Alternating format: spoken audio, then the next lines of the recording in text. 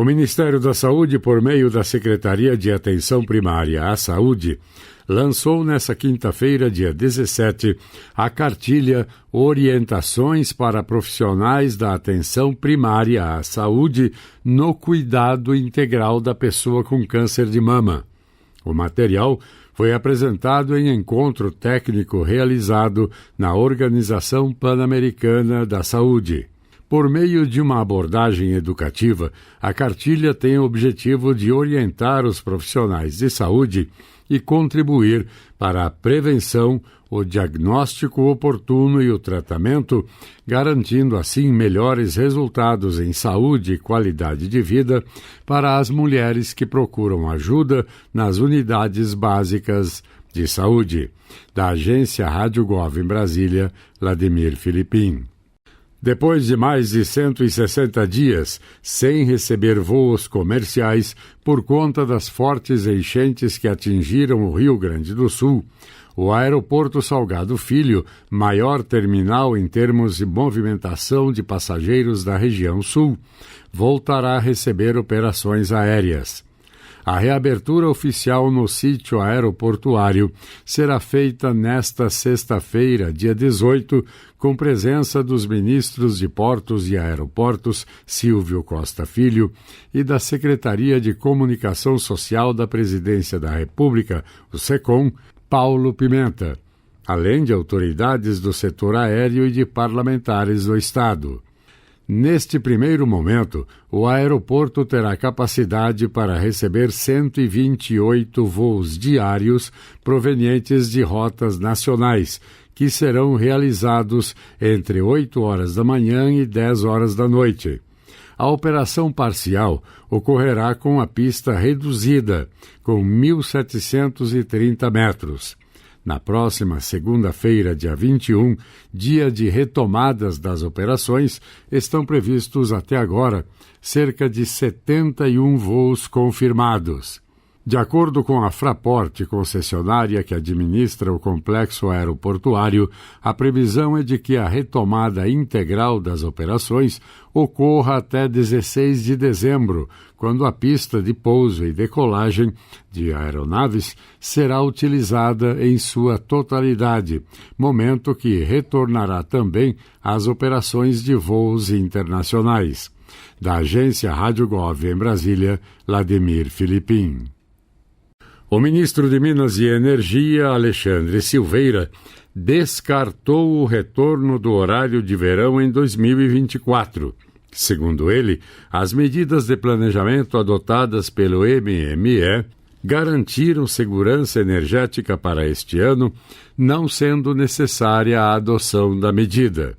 O anúncio foi feito nesta quarta-feira, dia 16, durante coletiva à imprensa em Brasília, após análise criteriosa de estudos realizados pelo Operador Nacional do Sistema Elétrico. Silveira ressaltou que desde 2023 o Brasil não corre risco de desabastecimento de energia e que a discussão em torno da medida se deu em torno do planejamento para 2024 e os próximos anos, visando a garantia do suprimento energético com a modicidade tarifária, ou seja, menores tarifas para o consumidor. Da agência Rádio Gov em Brasília, Vladimir Filipim. A Agência Nacional de Telecomunicações, Anatel, realizou a primeira atualização de seu plano estratégico para o período de 2023 a 2027. A revisão aprovada pelo Conselho Diretor visa a alinhar o posicionamento estratégico da agência às atuais políticas públicas, como o Plano Plurianual da União 2024-2027 e o Programa de Aceleração do Crescimento, o novo PAC, além de considerar os novos contextos políticos, econômicos, tecnológicos e sociais no Brasil e no mundo. Da agência Rádio Gov Brasília, Vladimir Filipim. A Força Aérea Brasileira informou através de nota que, em continuidade à Operação Raízes do Cedro, coordenada pelo governo federal, O sexto voo da aeronave KC-30 tem previsão de pouso em Beirute, no Líbano, nesta manhã de sexta-feira, dia 18. Já a chegada ao Aeroporto Internacional de São Paulo e Guarulhos deve ocorrer neste sábado, dia 19. Da agência Rádio Gov Brasília, Vladimir Filipim. Com o objetivo de fortalecer o empreendedorismo, o governo federal realiza na manhã desta sexta-feira, dia 18, o Acredite no Seu Negócio, em São Paulo.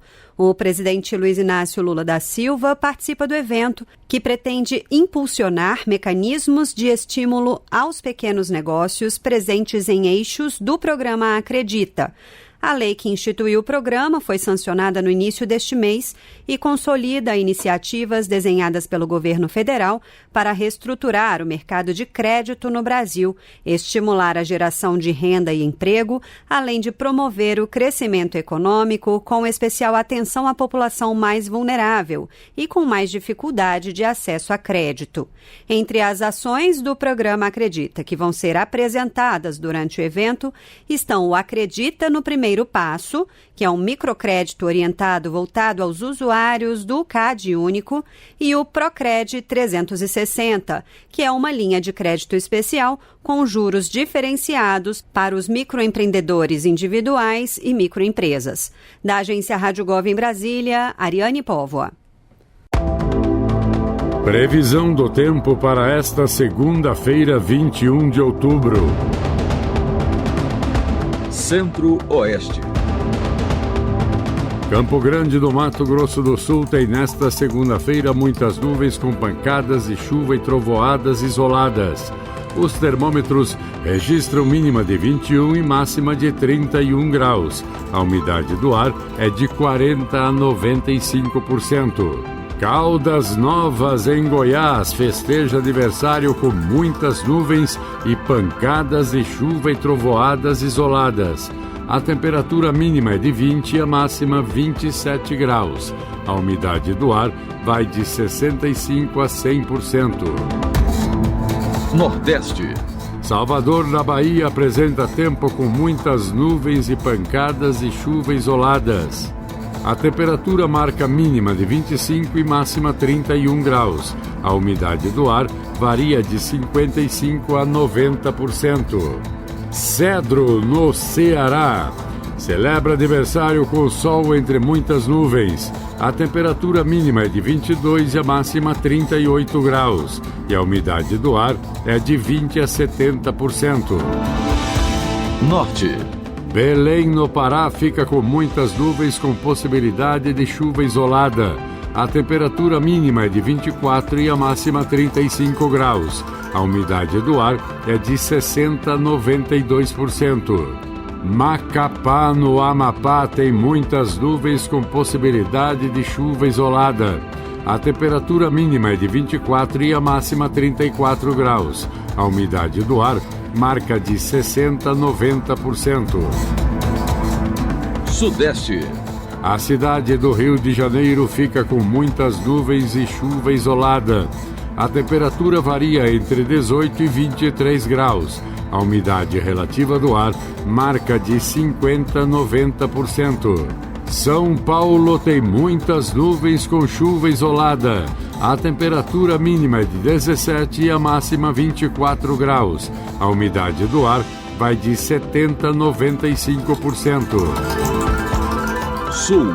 Porto Alegre, capital gaúcha, tem sol entre muitas nuvens. A temperatura mínima é de 18 e a máxima de 28 graus, com umidade de 50% a 90%. São José da Boa Vista, no Paraná, festeja aniversário com muitas nuvens e pancadas de chuva isoladas.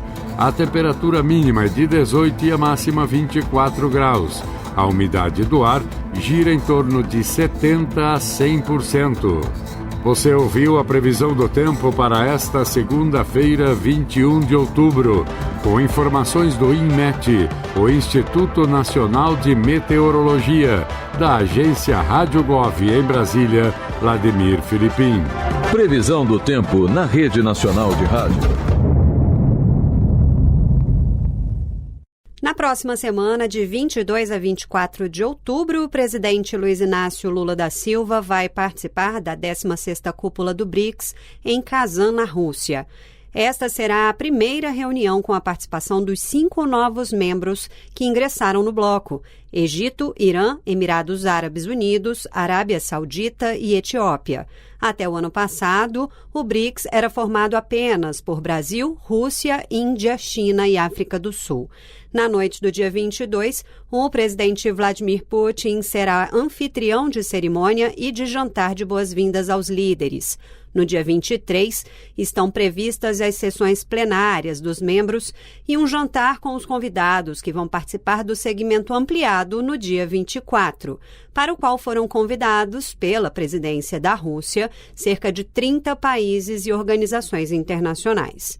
Durante os 3 dias da cúpula, os membros vão discutir temas globais como a crise do Oriente Médio, operação política e financeira dentro do bloco, além de receberem relatórios sobre os trabalhos do novo Banco de Desenvolvimento, do Conselho Empresarial do BRICS e da Aliança Empresarial das Mulheres. O principal tema da reunião de Kazan é a criação da categoria de países parceiros. No encontro, também estão previstas reuniões bilaterais entre os líderes.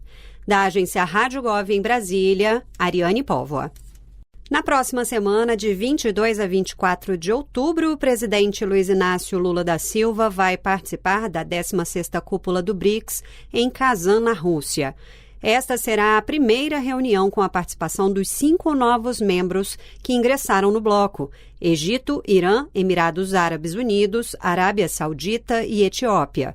Até o ano passado, o BRICS era formado apenas por Brasil, Rússia, Índia, China e África do Sul. Na noite do dia 22, o presidente Vladimir Putin será anfitrião de cerimônia e de jantar de boas-vindas aos líderes. No dia 23, estão previstas as sessões plenárias dos membros e um jantar com os convidados que vão participar do segmento ampliado no dia 24, para o qual foram convidados pela presidência da Rússia cerca de 30 países e organizações internacionais. Durante os 3 dias da cúpula, os membros vão discutir temas globais como a crise do Oriente Médio, operação política e financeira dentro do bloco, além de receberem relatórios sobre os trabalhos do novo Banco de Desenvolvimento, do Conselho Empresarial do BRICS e da Aliança Empresarial das Mulheres. O principal tema da reunião de Kazan é a criação da categoria de países parceiros. No encontro, também estão previstas reuniões bilaterais entre os líderes. Da agência Rádio Gov em Brasília, Ariane Póvoa. Brasil contra fake.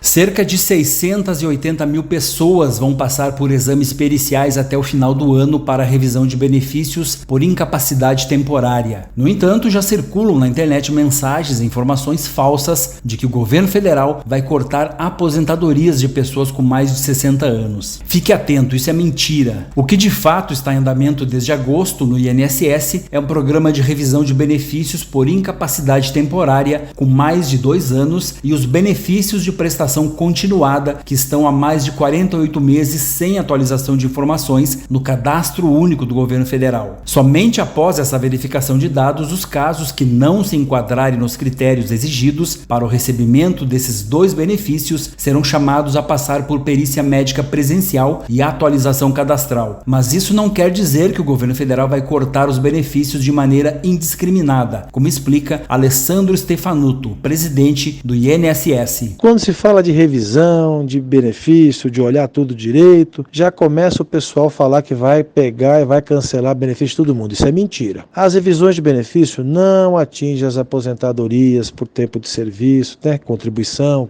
por idade. O que está fazendo a INSS? Nós estamos garantindo que haja recurso para pagar quem tem direito, porque não se pode pagar benefício a quem não tem direito. Essa história de 800 mil benefícios que vão ser cortados porque o presidente mandou, etc., isso é mentira.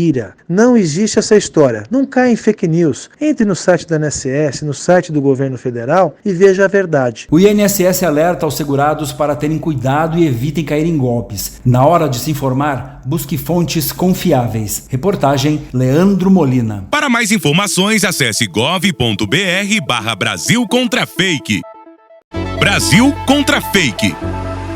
Cerca de 680 mil pessoas vão passar por exames periciais até o final do ano para revisão de benefícios por incapacidade temporária. No entanto, já circulam na internet mensagens e informações falsas de que o governo federal vai cortar aposentadorias de pessoas com mais de 60 anos. Fique atento, isso é mentira. O que de fato está em andamento desde agosto no INSS é um programa de revisão de benefícios por incapacidade temporária com mais de 2 anos e os benefícios de prestação continuada que estão há mais de 48 meses sem atualização de informações no Cadastro Único do Governo Federal. Somente após essa verificação de dados, os casos que não se enquadrarem nos critérios exigidos para o recebimento desses 2 benefícios serão chamados a passar por perícia médica presencial e atualização cadastral. Mas isso não quer dizer que o governo federal vai cortar os benefícios de maneira indiscriminada, como explica Alessandro Stefanuto, presidente do INSS. Quando se fala de revisão, de benefício, de olhar tudo direito, já começa o pessoal a falar que vai pegar e vai cancelar benefício de todo mundo. Isso é mentira. As revisões de benefício não atingem as aposentadorias por tempo de serviço,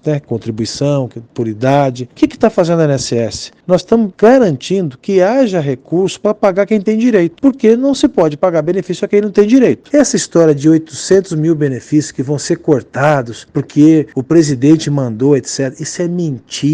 Não existe essa história. Não caia em fake news. Entre no site da INSS, no site do governo federal e veja a verdade. O INSS alerta aos segurados para terem cuidado e evitem cair em golpes. Na hora de se informar, busque fontes confiáveis. Reportagem Leandro Molina. Para mais informações, acesse gov.br/Brasil contra Fake. Caixa Notícias. A Caixa realiza nesta segunda-feira, dia 21, o pagamento do Bolsa Família e Auxílio Gás referentes ao mês de outubro para os beneficiários com o número de identificação social UNIS terminado em 2. O pagamento é realizado preferencialmente na conta Caixa Tem ou na sua poupança da Caixa. Vale lembrar que com a conta Caixa Tem, o beneficiário pode fazer transferências, pagar contas e fazer até Pix direto no aplicativo do celular. O benefício também pode ser movimentado utilizando o cartão de débito da conta nos comércios ou nas unidades lotéricas correspondentes Caixa Aqui, terminais de autoatendimento e em agências da Caixa. Também é possível o saque sem cartão, utilizando-se a identificação biométrica previamente cadastrada. Para baixar os aplicativos Caixa Tem e Bolsa Família é bem fácil. Basta entrar na loja de aplicativos do seu smartphone. É de graça, não se esqueça.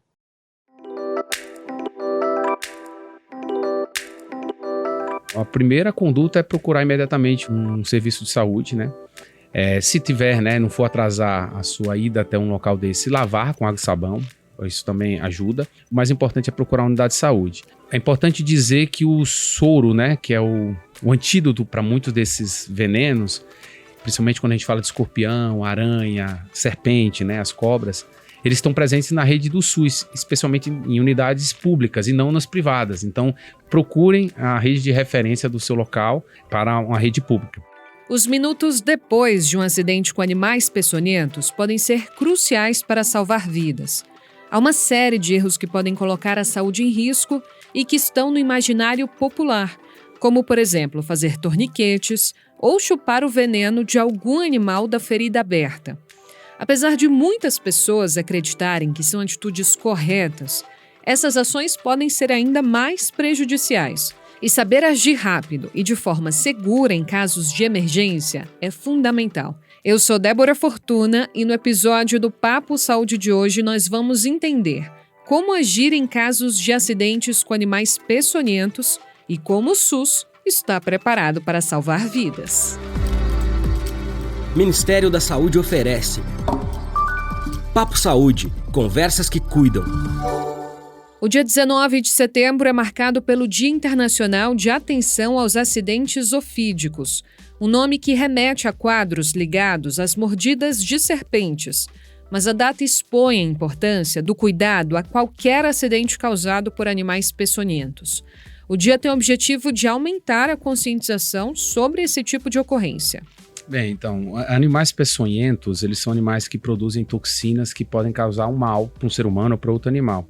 Esse é o Francisco Edilson, coordenador-geral de Vigilância de Zoonoses e Doenças de Transmissão Vetorial do Ministério da Saúde. Segundo Francisco, há uma diferença entre animais peçonhentos e venenosos. E o que o diferencia, né, principalmente dos animais venenosos, é porque os animais peçonhentos eles têm um aparelho para inocular essa toxina, né, ou esse veneno, ou na sua presa, quando ele quer se alimentar, ou para se defender. Então pode ser por meio de dentes, pode ser por meio de ferrões, cerdas, então tem várias formas dele inocular essa toxina. Os animais venenosos, eles não têm esse aparelho inoculador. Então, ou você vai ser o contato, ou até ingerindo o animal é que você vai se intoxicar, né? O animal, a pessoa vai se intoxicar. Então, essa é a principal diferença. Nem todos os animais peçonhentos são de importância para a saúde pública. Para algumas espécies e alguns gêneros são importantes, principalmente relacionado à frequência de acidentes que ocorrem e também às consequências que esses acidentes podem trazer para a saúde, né? Trazendo risco de algumas sequelas ou até mortes das pessoas. Quando falamos em animais peçonhentos, há uma variedade deles, seja no Brasil ou no mundo. Você provavelmente conhece ou já ouviu falar de alguns. Então, os principais animais peçonhentos importantes para a saúde pública são as serpentes, conhecidas como cobras, que a gente tem 4 principais gêneros que são importantes, né? O gênero das cascavéis, nome popular, né? Das jararacas, das corais e das surucucus. E também temos os escorpiões, né? Que são muito importantes, principalmente do gênero Titius. O mais conhecido é o Titius cerulatus, que é o escorpião amarelo, mais frequente, que causa mais acidentes. Nós temos também as aranhas, também temos alguns gêneros de aranhas importantes. A aranha armadeira, a viúva negra, que é conhecida também, entre outras. A aranha marrom também é muito de importância para a saúde pública. Nós temos também as lagartas, a alonômia, né, conhecida como taturana, que ela pode trazer consequências, inclusive com manifestações sistêmicas, hemorragias que pode causar. E aí, além disso, nós temos as abelhas. As abelhas também podem causar acidentes graves, principalmente acidente por picadas, várias picadas de abelha, por uma quantidade grande de abelhas, isso também pode causar envenenamento, ou eventualmente pessoas que têm alergia, né, hipersensibilidade ao veneno da abelha podem também ter consequências graves. E aí, outras espécies, por exemplo, dependendo da região, ela tem importância. A gente pode citar, por exemplo, as arraias de rio. Então, para algumas regiões, região norte, região centro-oeste até, você tem as arraias também causando muitos acidentes, inoculando veneno ali quando a pessoa toca esses animais. Esses talvez sejam os principais que ocorrem no Brasil. O Francisco explica que os acidentes ocorrem em todos os estados do país. Os casos com maior número de incidentes varia de região para região, a depender da espécie ou do animal, assim como se em área urbana ou rural. Eles ocorrem com maior frequência nas pessoas que vivem em zona rural, trabalhador rural, as pessoas que estão mais próximas de regiões de mata e de floresta. Mas, por exemplo, os escorpiões, ele é um problema mais urbano hoje, na realidade, porque nós temos maior concentração de pessoas em áreas urbanas e os escorpiões, eles se urbanizaram, principalmente em algumas espécies, como o Titius cerulatus. Então, ele tem uma probabilidade maior de encontrar uma pessoa e causar um acidente, né? Por termos uma densidade populacional maior nos grandes centros. Então, os escorpiões, por exemplo, eles ocorrem com maior frequência nas cidades. Os sintomas do envenenamento por picadas de animais peçonhentos variam de acordo com o animal, com o local da picada, com a quantidade e se houve reação alérgica ou tóxica. Depende também da idade da vítima, ou seja, crianças são mais suscetíveis a casos graves quando picadas por um escorpião, por exemplo. Mas o que fazer em caso de emergência? De acordo com Francisco, procurar atendimento urgente e, de preferência, na rede pública, que estará mais preparada para atender com os antídotos. A primeira conduta é procurar imediatamente um serviço de saúde. Se tiver, né, não for atrasar a sua ida até um local desse, lavar com água e sabão, isso também ajuda. Mas o mais importante é procurar uma unidade de saúde. É importante dizer que o soro, né, que é o antídoto para muitos desses venenos, principalmente quando a gente fala de escorpião, aranha, serpente, né, as cobras, eles estão presentes na rede do SUS, especialmente em unidades públicas e não nas privadas. Então, procurem a rede de referência do seu local para uma rede pública. Em geral, os soros estão em hospitais, né, hospitais de referência. O Ministério da Saúde é responsável por distribuir esses soros, né? Nós que adquirimos ele não está disponível na rede privada, ele não é vendido. Todos os soros eles são distribuídos pelo Ministério da Saúde, adquiridos por laboratórios públicos, os estados que direcionam para os seus municípios e que definem a rede de atendimento no nível estadual de acordo com a epidemiologia, onde ocorre mais casos, onde ocorre menos, e a estrutura dessas unidades, porque não é um tipo de insumo que deve ser administrado, por exemplo, a nível de atenção primária. Ele tem necessidade de outra estrutura, como é o caso dos hospitais. E algumas ações que não devem ser feitas de jeito nenhum, como, por exemplo, o torniquete. Algumas orientações são importantes. Há alguns mitos de procedimentos que são feitos e que devem ser evitados. Por exemplo, fazer o torniquete, né, que é amarrar, isso não é recomendado. Isso pode, inclusive, complicar a situação, porque vai causar ali uma dificuldade de circulação no membro e pode prejudicar o tratamento daquele paciente. Colocar qualquer substância, tentar chupar o veneno, tudo isso não é recomendado. É simplesmente deixar a pessoa em repouso e procurar o atendimento médico, ou ligar para uma emergência, ou conduzir a pessoa até a unidade o quanto antes. Além disso, se você estiver sozinho e não tiver condições de se locomover, o mais importante é ligar para o Corpo de Bombeiros ou para o Serviço de Atendimento Móvel de Urgência, o SAMU. Não fazer muito esforço e ficar em repouso. Uma das recomendações é buscar o repouso, né? A vítima ficar em repouso e ser locomovida para um atendimento por outras vias que não o próprio esforço dela, né? Então, não é recomendado realmente o esforço nesses momentos. E eu esqueci de dizer também, se possível, conseguir tirar uma foto, né? Alguém conseguir tirar foto do animal, isso pode ajudar, né? Principalmente no caso das cobras, porque existem soros específicos para depender da espécie. Obviamente, o médico, pelos sintomas, ele consegue diferenciar. A recomendação...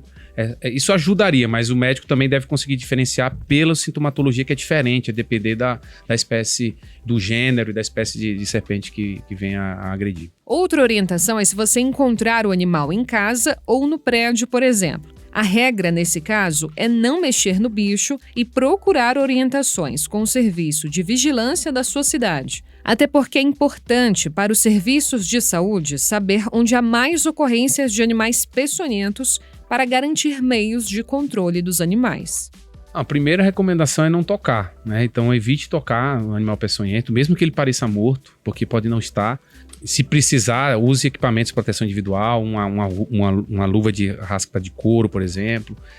E procure o serviço, ou os bombeiros, dependendo do município, o bombeiro pode atuar, ou o serviço de vigilância de zoonoses. Ligue para buscar orientações, que eles darão uma melhor orientação de como proceder naquele caso e até mesmo ir resgatar o animal, dando a orientação devida. Importante para a vigilância estar sabendo onde estão sendo encontrados com maior frequência, por exemplo, os escorpiões em área urbana, para que ele possa ter uma ação mais proativa naquele território e tentar adotar medidas de educação e manejo ambiental, por exemplo, para tentar controlar, diminuir, né, a quantidade de escorpiões, por exemplo, naquela região. Há também os cuidados coletivos e individuais, que devem ser levados em conta. Entre os cuidados coletivos, eu diria assim, principalmente preocupar com o acúmulo de lixo, de entulhos, porque eles favorecem como abrigo para algumas espécies de animais que são alimento, por exemplo, de serpentes, alimento de escorpiões, por exemplo. As baratas e alguns insetos são alimentos em que o escorpião gosta, então ele se alimenta de barata, então isso atrai também os escorpiões. E os entulhos, ele pode, né, ser abrigo para alguns animais. O mato alto, por exemplo, também deve-se cortar esse mato, porque também pode ser abrigo para serpentes. As aranhas também podem se esconder nesses entulhos. Então, essa é uma recomendação importante. E do ponto de vista, né, individual, deve-se proteger, por exemplo, na casa, tentar vedar, né, as portas com soleiras, as janelas, para evitar a entrada desses animais por essas frestas, por exemplo. Os ralos, né, para os escorpiões, então ter tela nos ralos, porque eles vêm pela rede de esgoto. E qualquer fresta que tiver nos ductos, por exemplo, de eletricidade, também pode ser se tiver frestas grandes, eles também podem entrar por ali. Além disso, usar equipamentos de proteção individual, né? Então, principalmente para quem ou vai trabalhar com um trabalho de jardinagem ou de remover entulho, ou até mesmo quem trabalha na zona rural, por exemplo, precisa se usar bota, ou perneira, quando se tiver condições para fazer isso, luvas e raspa de couro que são mais grossas. Então é extremamente importante. Estar muito atento a locais onde esses animais podem estar presentes. Então eles costumam se esconder. Então recomenda-se sempre sacudir, vasculhar a roupa de cama antes de deitar ou antes de usá-la. As botas e os calçados, principalmente, batê-los, porque é um ambiente escuro. Esses animais muitas vezes se escondem dentro dos calçados e na hora que a pessoa vai calçar pode também ocorrer um acidente. E um cuidado também com as crianças, porque elas não têm essa noção, então muitas vezes o pai que vai ter que estar fazendo, né, os tutores ali, os responsáveis vão ter que estar fazendo esse cuidado para que elas não entrem em contato com esses animais, porque às vezes elas não têm noção do perigo também. O Francisco também explica que, apesar de ser uma crença popular, o número de acidentes com animais peçonhentos não está ligado à reprodução dos bichos, mas depende das condições da região. Isso pode variar de lugar para lugar, mas não está relacionado ao período de reprodução. Isso é que é importante a gente dizer. Por exemplo, como se fala muito dos escorpiões. Os escorpiões, as principais espécies que causam acidentes, elas se multiplicam sem a necessidade do macho. A fêmea se reproduz, ela produz seus ovos sozinha. Então, ela não tem esse período de acasalamento, enfim. Então, isso é meio que variado ao decorrer, não há um período específico. Agora, os acidentes, eles podem, dependendo das regiões, ocorrerem em algumas épocas do ano, mais chuvosas, assim, que os animais precisam sair, por exemplo, se há uma enchente, por exemplo, os animais eles acabam tendo que sair daqueles ambientes deles, acabam sendo levados, eles podem ir para dentro das casas, aí quando a pessoa vai limpar a casa pode se acidentar, então eles estão associados a também a esses períodos mais quentes, em que os animais, mas não... e aí isso vai variar de local para local, né? Porque tem uma determinada região que chove mais, que tem uma temperatura mais quente ou mais amena em determinado tempo do ano, né? Mas esse mito de que existe um mês de reprodução dos animais, isso é geral para o país, isso não existe. No ano passado, o Brasil registrou cerca de 200 mil casos de acidentes com escorpiões, o tipo de acidente mais comum no país. Em segundo lugar, apareceram as aranhas, com 44 mil casos registrados. Em seguida, acidentes com abelhas, com 33 mil casos. E serpentes, com 32 mil casos contabilizados. No caso das abelhas, o Ministério da Saúde acredita que os números estão subestimados, já que muitas vezes as pessoas não procuram atendimento médico. O tratamento no SUS pode ser feito com soro antiveneno, de acordo com a espécie e com a situação do paciente. Medicamentos também podem servir para aliviar os sintomas.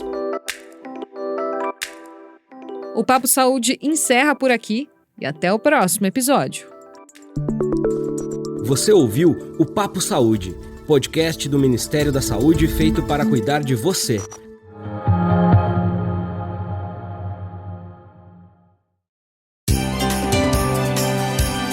Marandu i G20, Marandu Queira Atu G20 Igua Oniputumo, Brasil Pegual Moacama.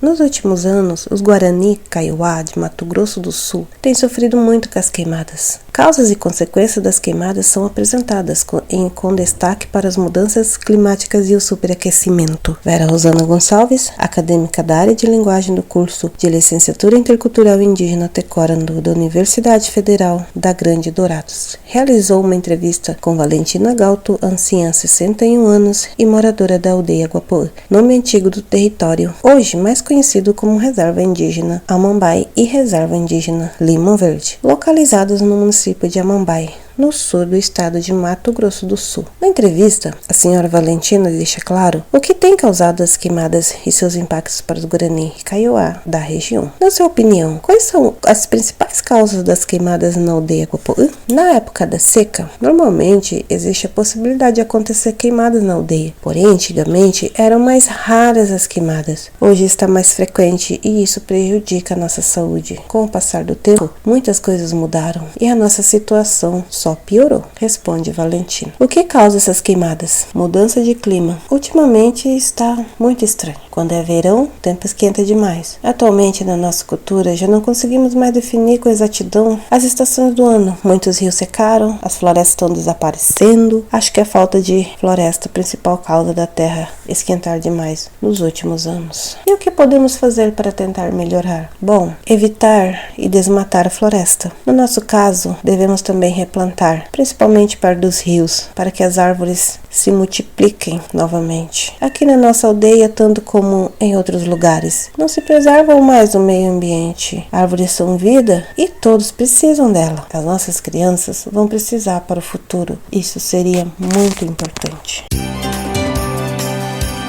Marandu e G20, Oniputamo G20 Brasil Gua, AVI, Agência Rádio Gov, Empresa Brasil de Comunicação, Eikwa Semeno de Recavena G20.org.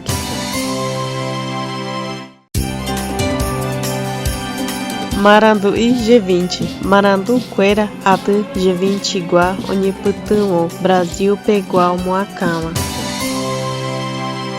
Nos últimos anos, os Guarani Kaiowá de Mato Grosso do Sul têm sofrido muito com as queimadas. Causas e consequências das queimadas são apresentadas com destaque para as mudanças climáticas e o superaquecimento. Vera Rosana Gonçalves, acadêmica da área de linguagem do curso de Licenciatura Intercultural Indígena Tecorandu da Universidade Federal da Grande Dourados, realizou uma entrevista com Valentina Galto, anciã, 61 anos e moradora da aldeia Guapoã, nome antigo do território, hoje mais conhecido como Reserva Indígena Amambai e Reserva Indígena Limão Verde, localizados no município de Amambai, no sul do estado de Mato Grosso do Sul. Na entrevista, a senhora Valentina deixa claro o que tem causado as queimadas e seus impactos para os Guarani Kaiowá da região. Na sua opinião, quais são as principais causas das queimadas na aldeia Guapoã? Na época da seca, normalmente existe a possibilidade de acontecer queimadas na aldeia, porém antigamente eram mais raras as queimadas. Hoje está mais frequente e isso prejudica a nossa saúde. Com o passar do tempo, muitas coisas mudaram e a nossa situação só piorou, responde Valentina. O que causa essas queimadas? Mudança de clima. Ultimamente está muito estranho. Quando é verão, o tempo esquenta demais. Atualmente, na nossa cultura, já não conseguimos mais definir com exatidão as estações do ano. Muitos rios secaram, as florestas estão desaparecendo. Acho que a falta de floresta é a principal causa da terra esquentar demais nos últimos anos. E o que podemos fazer para tentar melhorar? Bom, evitar e desmatar a floresta. No nosso caso, devemos também replantar, principalmente perto dos rios, para que as árvores se multipliquem novamente. Aqui na nossa aldeia, tanto como em outros lugares, não se preservam mais o meio ambiente. Árvores são vida e todos precisam dela. As nossas crianças vão precisar para o futuro. Isso seria muito importante.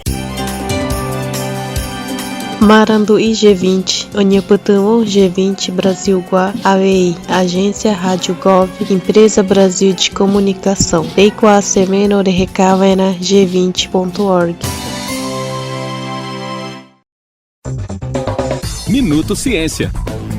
Pesquisadores do Centro de Tecnologias Estratégicas do Nordeste desenvolvem um importante trabalho de preservação de plantas nativas da Mata Atlântica. Uma das espécies que é alvo dos estudos é a emblemática Bromélia cascavel, que vem enfrentando desafios para a sobrevivência que vão desde o desmatamento às mudanças climáticas. Em parceria com a Universidade Federal Rural de Pernambuco e a Estação Ecológica do Tapacurá, a unidade vinculada ao Ministério da Ciência, Tecnologia e Inovação tem alcançado avanços significativos na recuperação da Bromélia cascavel. Uma das principais ferramentas para a reprodução da espécie em questão e de outras é através do desenvolvimento de técnicas de micropropagação in vitro. A pesquisadora responsável pelo programa Mata Atlântica do CETENE, Lauren Rolu, detalhou como foi o processo de recuperação da Bromélia cascavel. Trabalhar com espécies ameaçadas de extinção tem um problema básico, que é justamente encontrar as matrizes. Como elas estão ameaçadas, não é fácil encontrar a planta que a gente vai utilizar como explante original para fazer essa propagação. Então, nessa etapa de busca, de localização dessas matrizes, a gente teve o suporte da equipe do Jardim Botânico aqui de Recife. E juntamente com a equipe do CETENI, a gente conseguiu localizar essas mudas, essas matrizes, onde foram coletadas para trazer para o laboratório. Segundo o gestor da Estação Ecológica do Tapacurá, Reinaldo Souza, o trabalho realizado pelo centro é importante para a preservação do bioma Mata Atlântica. É um papel fundamental que o CETENI está fazendo, produzindo essas mudas, e essa parceria que nós fizemos também se faz fundamental e com certeza vai contribuir bastante para o nosso bioma Mata Atlântica se manter vivo e de pé, atendendo às necessidades florestais que nós temos aqui no estado de Pernambuco. O CETENI já propagou 180 mudas de espécies em risco, sendo 50 delas de bromélia cascavel. O método é um importante aliado na reintrodução no ambiente natural, além de assegurar a preservação genética e a continuidade da espécie. Reportagem Mariana Leite. Minuto Ciência. Neste mês de outubro, o Bolsa Família vai beneficiar um total de 400 mil novos domicílios. Este é o total de famílias que ingressaram no programa. Famílias que, em sua maioria, possuem crianças e adolescentes, além dos grupos mais vulneráveis, como indígenas, quilombolas e pessoas em situação de rua. Com os novos beneficiários, o total em outubro chega a mais de 20 milhões e 730 mil lares. O investimento do Ministério do Desenvolvimento e Assistência Social, Família e Combate à Fome é superior a 14 bilhões de reais. O valor do benefício médio é de R$ 678,46. Em outubro, o MDS também registrou a saída de beneficiários do Bolsa Família, o que representa uma boa notícia, como explica o ministro Wellington Dias. 295 mil famílias elevaram a renda,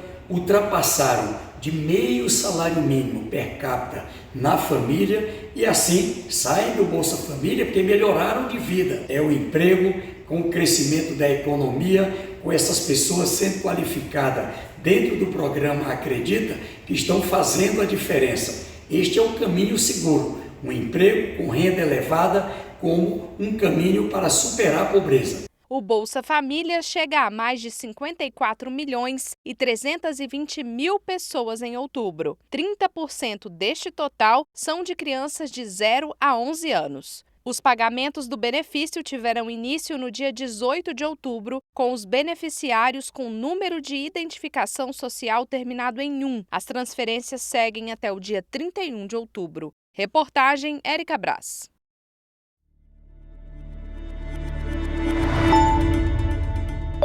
Olá, eu sou Bruna Rodrigues e você está ouvindo o Boletim MEC. Nesta sexta-feira, o MEC anunciou mais investimentos na educação brasileira. O IFCE, Instituto Federal do Ceará, vai ganhar 6 novos campi, sendo 4 no interior do estado. O ministro da Educação, Camilo Santana, assinou a ordem de serviço que autoriza o projeto para os novos campi. Quando estiverem prontas, as unidades oferecerão mais oportunidades de cursos técnicos e superiores para os estudantes cearenses.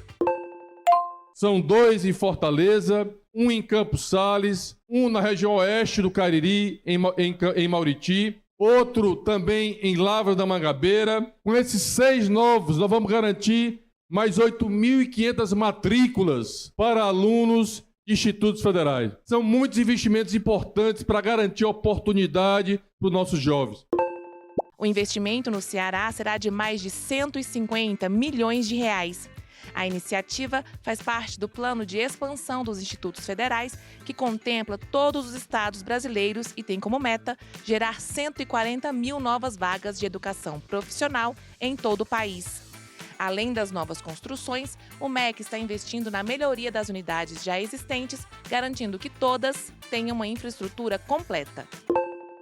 Onde não tiver restaurante, nós vamos fazer um restaurante estudantil. Onde não tiver biblioteca, será feita biblioteca. Onde tiver faltando bloco de sala de aula ou laboratório, nós vamos fazer para consolidar, para deixar toda a infraestrutura necessária para garantir a excelência do que é o Instituto Federal. Portanto, não tenham dúvida, através da ampliação dos institutos federais, através da consolidação das nossas universidades públicas, estaduais e federais, nós vamos garantir a oportunidade e estamos construindo um país melhor.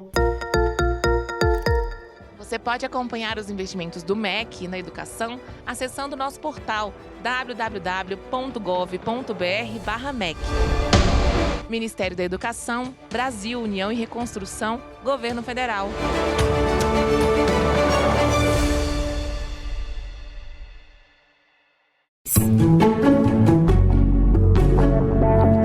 Aumentar o número de vagas e melhorar a infraestrutura das escolas. A retomada de obras paradas de unidades de ensino foi fundamental para isso. Desde o ano passado, municípios e estados puderam participar de um edital para a retomada de mais de 5.000 obras paralisadas ou inacabadas. É o Pacto Nacional pela Retomada de Obras da Educação. E agora o governo atingiu a redução... conseguiu a redução em 50% desse número de obras paradas. Assunto que vamos tratar com Fernanda Pacobaíba, presidente do FNDE, o Fundo Nacional de Desenvolvimento da Educação. Fernanda, boa noite, bem-vinda. Boa noite, um prazer estar aqui com vocês. A redução de 50% nessas obras paralisadas e inacabadas da educação básica representa o que para a sociedade? São quantas novas vagas para as escolas? Pois é um problema histórico, né, do governo federal, de fato, a solução de obras inacabadas e paralisadas. E nós assumimos o FNDE, o Ministério da Educação, na liderança do ministro Camilo, com 5.642 obras nesse status. Então, isso representa, eu diria, um horizonte para que a gente consiga se livrar realmente de vários esqueletos espalhados pelo Brasil, aquelas coisas que estão, né, nas comunidades, que não conseguiram ser finalizadas e que afetam a vida das crianças, dos adolescentes. Porque como é que você vai começar empreendimentos novos se você não conclui os antigos? Então, assim, é um passo extraordinário para que a gente consiga avançar em mais inovação para a nossa educação. A priori, com o plano total, nós teríamos a possibilidade de criar 740 mil novas vagas na educação básica. E compreendendo também nesse plano, creches, escolas, né, escolas de tempo integral, quadras esportivas. Hoje só tem 1/3 das nossas escolas que tem quadras esportivas. Então é super importante, especialmente no projeto do Ministério da Educação, que tem como foco a escola de tempo integral, uma escola que possua quadra, que possua refeitório, com estruturas inovadoras. Então esse plano é um grande avanço. Não é só dar escola, tem que dar uma escola boa, de qualidade, né? De qualidade, e é super importante a gente destacar isso. Nós acreditamos sim que a população mais humilde, ela tem direito a acessar um equipamento bonito, um equipamento moderno, um equipamento novo. E a retomada, no momento em que a gente faz essa retomada agora, já é atualizado esse projeto. Por mais que ele seja antigo, ele já sai com a cara dos novos projetos, e aí é muita estrutura boa que vai estar sendo inaugurada pelo Brasil. Agora eu queria que a senhora explicasse um pouco como foi esse processo, né? Foi feito um mapeamento, são os estados e municípios que solicitam os recursos ao governo federal para terminar essas obras, como é que funciona? Pois é, nós temos um sistema chamado CIMEC na educação. Todo gestor público, ele conhece esse sistema, e quando assumimos, né, realmente fizemos um mapeamento geral do que estava previsto no CIMEC, especialmente após a publicação da Lei 14.719. Essa lei foi quem fechou o escopo do que seria a retomada. E a partir daí a gente oportunizou, abrimos para todos os estados e municípios indicarem quais obras eles queriam retomar. Por quê? Porque é o estado e o município que vai retomar aquela obra. O governo federal financia, eles retomam. E aí, quando fizemos essa abertura, pudemos, né, mapear que havia um interesse aí de quase 3.800 obras a serem retomadas. Bom, a gente está falando de retomada de obras paralisadas, mas existem mais de 2.300 obras em fase de cancelamento. Por que isso ocorreu? Pois é, isso é super importante a gente falar. Porque, óbvio, no universo, veja, esse plano ele abarca obras desde 2007. E eu vou dar 2 exemplos. Por exemplo, nós temos muitas dessas obras que têm problemas estruturais graves. Então, assim, não tem sentido você retomar uma obra se ela tem risco de segurança, por exemplo. Então, o município, muito previdente, fez a avaliação de engenharia. Olha, essa obra ela não tem como ser retomada. Outro exemplo que aconteceu, nós recebemos várias fotos de locais. Vamos imaginar que uma determinada comunidade tinha uma escola, digamos, há 10 anos, há 15 anos, a comunidade nem está mais lá naquele lugar. lugar. Então não tinha sentido você retomar uma obra que não cabe mais para aquela comunidade. Então houve muitas necessidades de cancelamento, mas eu diria que foi uma racionalização. E agora, quais são os próximos passos nessa retomada de obras da educação? Pois é, os próximos passos basicamente, hoje a gente tem, de todas essas obras a serem retomadas, mais de 900, quase 1.000 obras. A gente vai completar essa semana 1.000 obras aprovadas para essa retomada. E aí o município e o estado fazem a licitação, começa o canteiro de obras e a FNDE vai pagando. É isso. E teve alguma região que se destacou nesse processo de retomada? Pois é, a gente se orgulha muito por conta do projeto FNDE chegando junto, e nós estivemos na região do Marajó, uma região super carente, com dificuldade de engenheiro, com dificuldade técnica, e a média de retomada de obras no Marajó, com essa coisa do FNDE chegar lá, pegar na mão, ajudar a prefeitura, quase o triplo da média nacional. Hoje, a região do Marajó, ela tem 133 obras a serem retomadas, então tem mais de 40 já aprovadas. Presidente, eu queria que, antes da gente terminar, a senhora falasse como é possível acompanhar o andamento dessas obras. Então, um cidadão que está nos ouvindo, que tem ali uma obra parada na sua cidade, enfim, no seu estado, que queira saber sobre isso, tem algum lugar que ele pode recorrer? Sim, tanto presencialmente, né, as pessoas conseguem acessar, são obras visualmente fáceis, e acessar a prefeitura, ela tem uma identificação, você consegue ter dados, quanto é que custou, quem é que está sendo contratado, enfim, essa participação ativa presencial ela é fundamental. Mas também, site do FNDE, o governo federal tem sites que disponibilizam dados com relação a quantos por cento já foi pago, quando é que foi pago, a quem foi pago, quanto é que está faltando, tudo isso é dado em tempo real, disponibilizado tanto no site do FNDE quanto no portal de publicidade do próprio governo federal. Lembrando também que o governo federal tem o Comunica BR, né, que o cidadão pode olhar lá, não só as obras de educação, mas todas as obras e ações de governo que estão sendo feitas pelos municípios. Você consegue selecionar lá o seu município, né, presidente? E saber, então, no Comunica BR e também no site do FNDE, certo? Exatamente. O Comunica BR, de fato, é a grande plataforma, né, de diálogo com a sociedade, e lá tem tudo dessas obras. Muito bem, nós conversamos com a presidente do FNDE, Fernanda Pacobaíba. Muito obrigado pela participação aqui na Voz do Brasil. Muito obrigada. Na maior Olimpíada de Matemática do Brasil, mais de 900 mil alunos disputam medalhas entre os melhores. Os competidores são alunos do 6º ano do ensino fundamental até a 3ª série do ensino médio de escolas públicas e privadas. Eles vão concorrer a 8.450 medalhas nacionais, além de 50 mil menções honrosas. As premiações abrem portas para o futuro desses estudantes, como explicou o diretor adjunto do INPA, Instituto de Matemática Pura e Aplicada, e coordenador-geral da OBMEP, Jorge Vitório Pereira. Dão acesso a uma série de programas, como o programa de iniciação científica, que permite que eles desenvolvam mais estudos matemáticos. Várias instituições de ensino superior estão utilizando premiação na OBMEP para o ingresso na universidade. Então, é uma política pública que gera reconhecimento para os alunos e que impacta não só os medalhistas, mas impacta as turmas como um todo. As provas da 2ª fase da OBMEP serão realizadas no próximo sábado e contam com 6 questões discursivas de matemática que deverão ser realizadas em até 3 horas.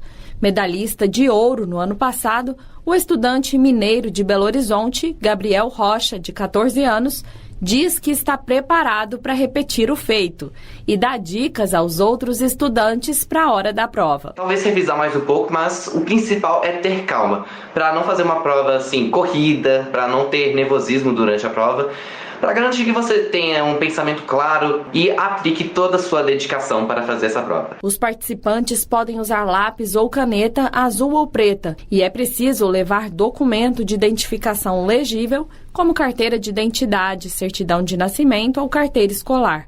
E quem ainda não conferiu seu local de prova, é só acessar www.obmep.org.br. Com locução de Natália Kozlik, reportagem Pablo Mundim. Segundo o IBGE, o Instituto Brasileiro de Geografia e Estatística, em 2023 existiam 1.600.000 crianças e adolescentes de 5 a 17 anos de idade nessa situação. Um analista da pesquisa PNAD Contínua, Gustavo Giaquinto, aponta que este é o menor índice da série histórica do IBGE, que começou em 2016 e registrou mais de 2.100.000 crianças. Em 2022, havia 1.882.000 pessoas em situação de trabalho infantil no país. Em 2023, houve uma queda de 14,3%, em relação a 2022, e atingindo o menor valor da série histórica. Os dados da PNAD Contínua também revelam que mais de 1/3 das crianças e adolescentes exercem as piores formas de trabalho infantil, como na construção civil, matadouros, coleta de lixo e até venda de bebidas alcoólicas. No ano passado, o Ministério do Trabalho e Emprego afastou mais de 2.500 crianças e adolescentes em situação de exploração do trabalho infantil. Além das fiscalizações,